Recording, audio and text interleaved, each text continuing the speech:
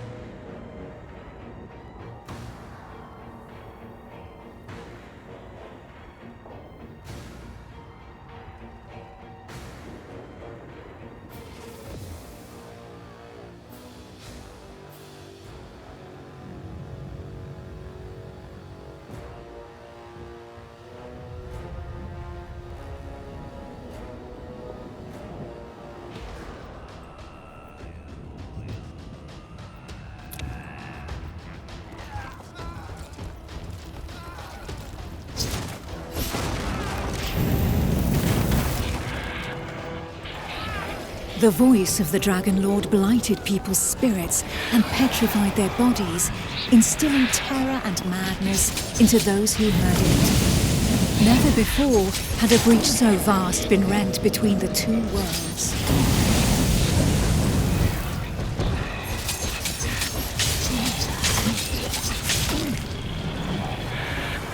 It was here, at this wound between worlds, that the corruption was most potent. One by one, haunted by the whispers from below, the people succumbed to madness. Draconic blood sullied the earth and corrupted the creatures that trod upon it. Pitiful in their wretchedness and too weak to resist the command of their new masters, they drank the blood of the dragon and gave in to depravity. Thus enslaved, they were twisted into ghastly monsters, mockeries, Dragonkin.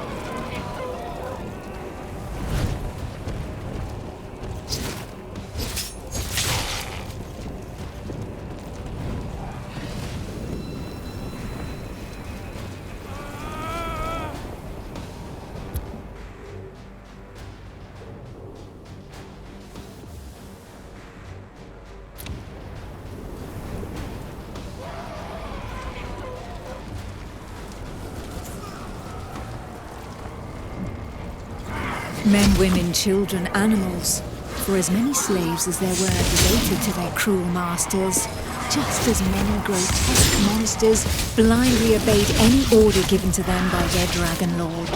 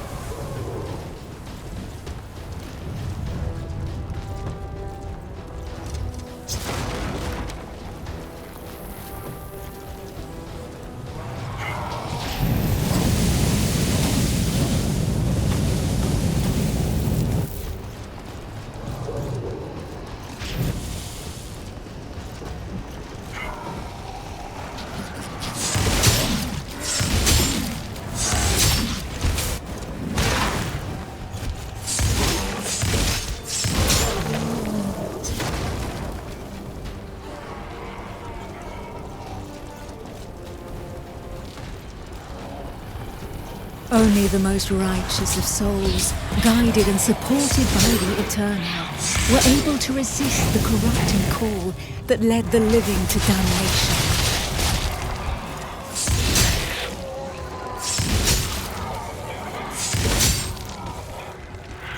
These righteous few bore the feeble flame of man through the darkest shadow, and though it flickered, it would not be extinguished.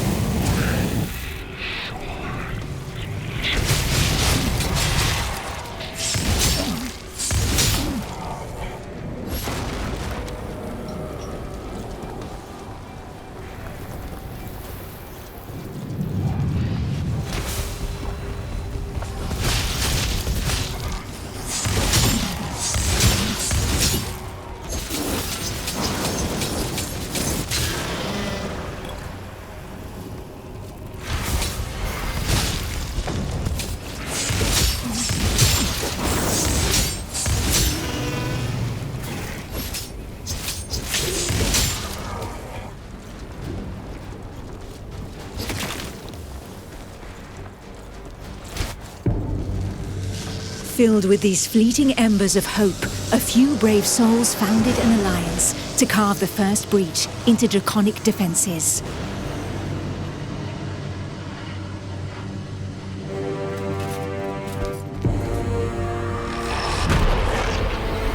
Here, the Dragonkin's power was strong. It fused our world with that of the Banished.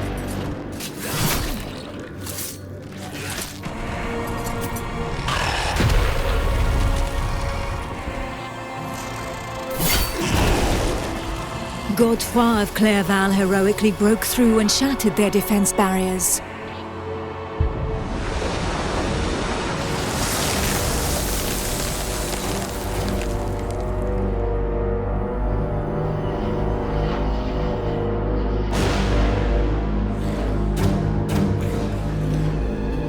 This act of bravery, a feat of the righteous alliance of men, allowed me to lend aid to the Knights of the Order of the Eternal.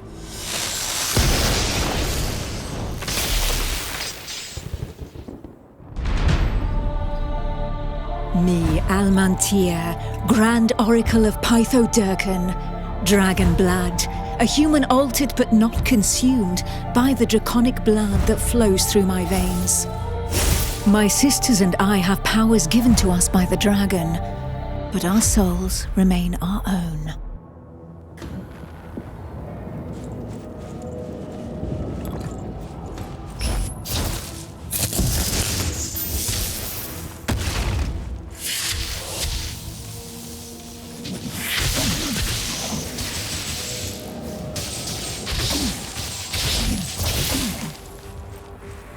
Neither dragonkin nor entirely human, and afforded extraordinary abilities by our forebears.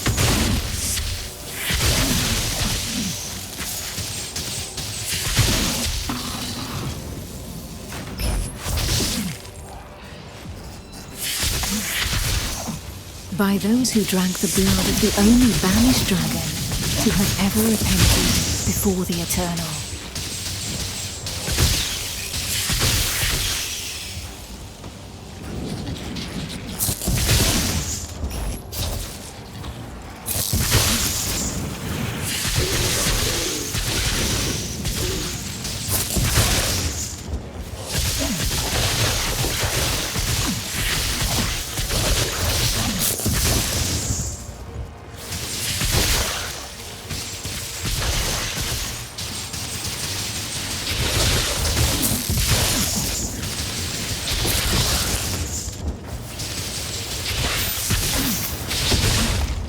These few drops of draconic blood connected our flames to those of the dragons.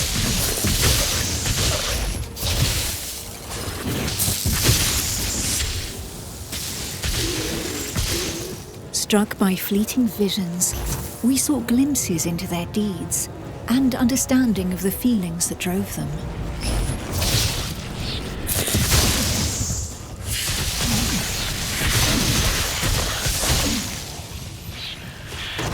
With that understanding came a vulnerability, We soon learned that we were at the mercy of their whispers.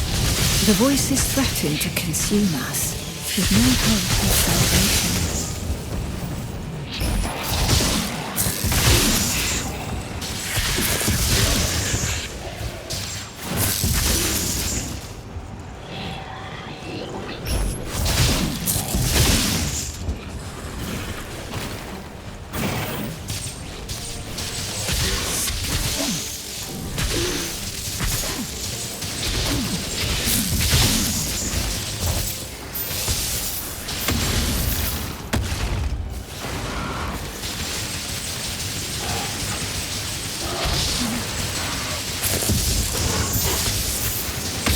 The formidable link that connected us to the dragons had also awakened something within us. We lived strong in the certainty that the Eternal had pardoned us for the draconic corruption in our veins.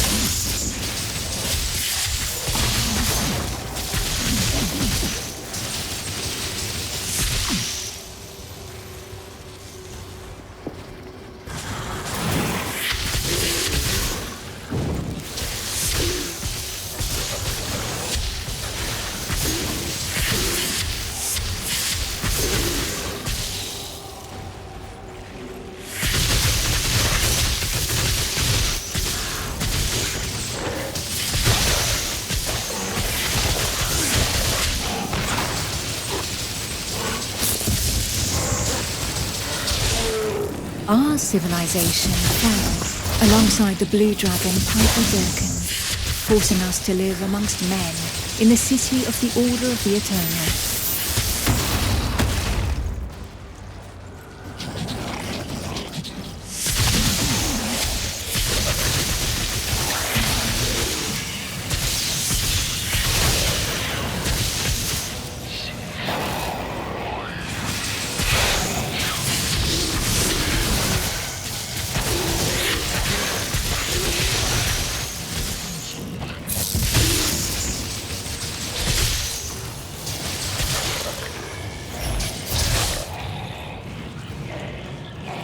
Closer to the breach made by Sir Ichnog, Godefroy, fighting fire with fire, confronted the draconic hordes.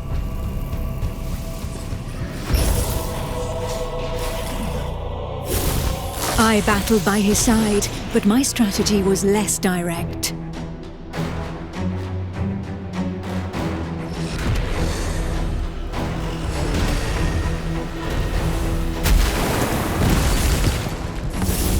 My draconic power allowed me to open up a passageway for the men of Nurogard, all of them prepared to make the ultimate sacrifice to save what remained of humanity.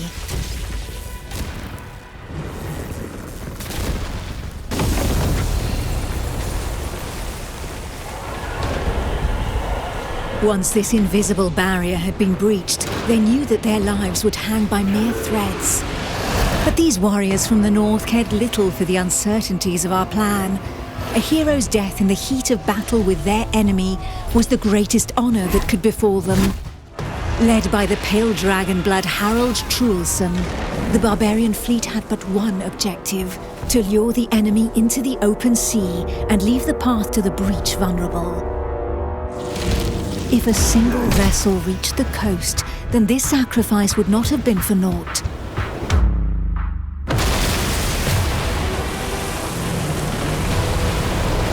Harald Truelson reached the hostile shore and avenged those fallen from the Toil clan.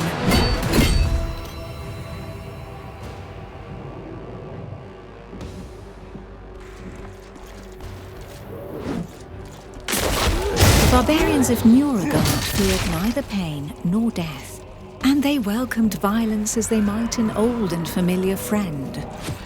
Truelson knew this friend better than most. His existence thus far had been one of suffering, of hardening his resolve, and of preparing to endure the worst of torments, without losing the one thing of value every warrior of his clan held dear: his soul. While the Knights of the Order of the Eternal had always been forbidden from making use of dragon's blood, the warriors from the north, staying true to their values, had taken this risk. A select few, highly trained clansmen, risking their lives in the process, had successfully imbibed the pure dragon's blood without succumbing to the corrupting voices. Among them was Truison. To become a dragon blood barbarian, he paid the ultimate price and cast away a portion of his humanity. In exchange, he received draconic powers that he put to use for the Toriel clan, the Eternal and humanity at large. And even if all others, from Montescite and Beauregard, recognized the courage and sacrifice of these brave warriors, there was not one who did not also regard them with sincere disgust. While there could be no doubt of their loyalty to Toriel, defender of the Eternal, their bodies, defiled by the dragon as they were, drove the rest of mankind to reject them. Truison, for his part, cared little for his appearance. What did this matter after all, as long as his soul remained intact?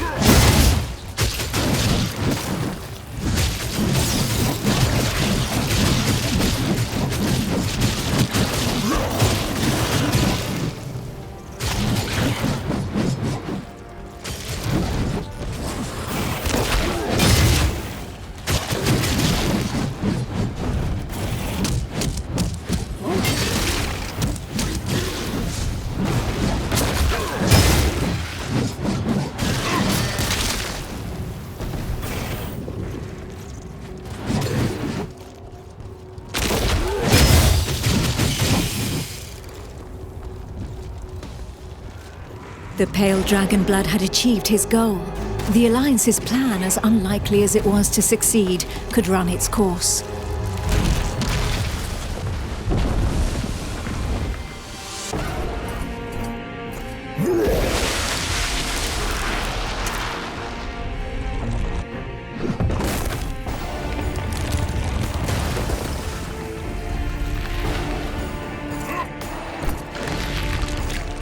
The barbarian waited for the signal that would tell him where to carve a bloody path through enemy defenses and lure the dragons far away from the breach.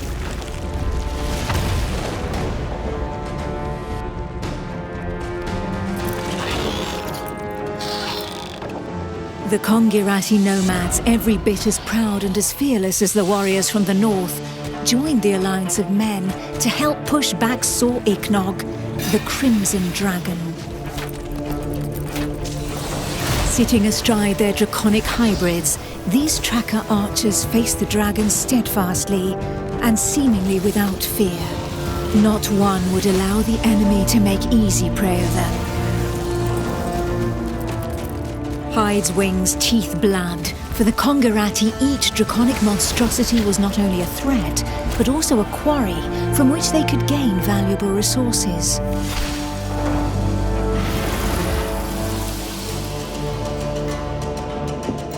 And where others had begged and prayed for divine salvation, these nomads made full use of anything the earth and providence offered them in order to survive. Their master tracker Eula, however, did not see things in such stark shades of black and white.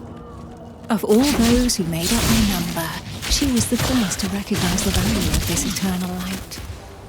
She rejected neither the ancestral traditions nor the tracking of the Dragonkin, who had made it possible for the Kongirat to excel in the arts of potions, alchemy, poisons, and draconic hybridization. How long would her people be able to continue traveling freely if the corruption were to poison the entire world? It was for this reason that she joined the Alliance of Men.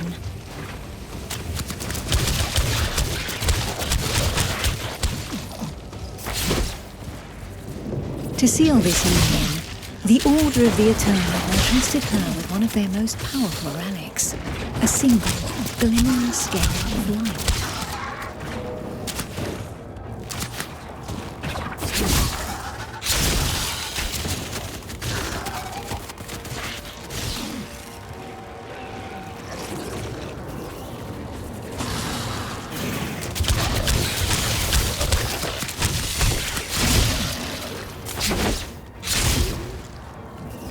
If if the legends are to be believed, this scale had been pried from the hide of one of the Drakeels in the heat of battle, back when these beings of light had pushed back the banished dragon lords that ventured too close to the surface.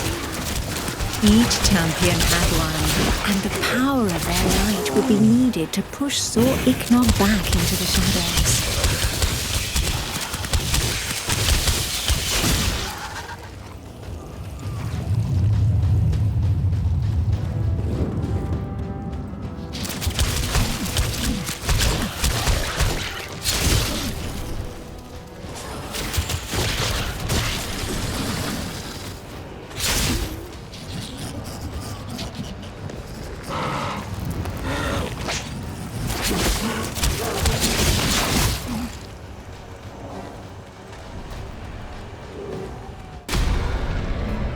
It was up to Eula, armed with her scale of light, to cast the invocation. She would then know whether she had been right to put her trust in the Order and in joining the Alliance.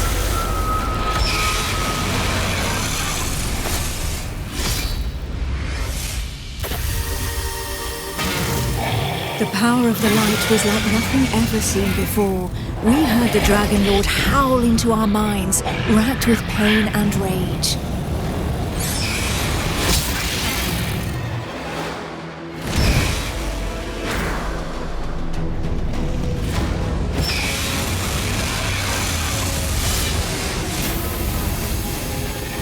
So close to the Dracomundus, our souls suffered as from 1,000 deaths, but we held fast to our positions.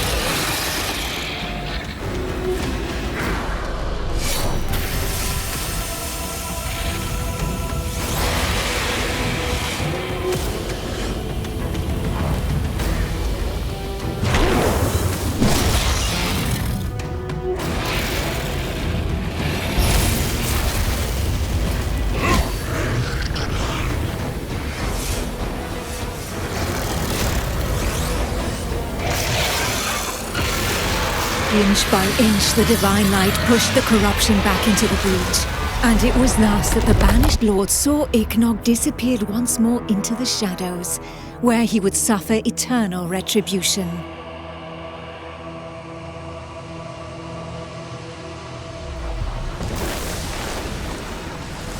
Once calm fell, we were all that was left, the sole witnesses to the feat accomplished by the Alliance of Men.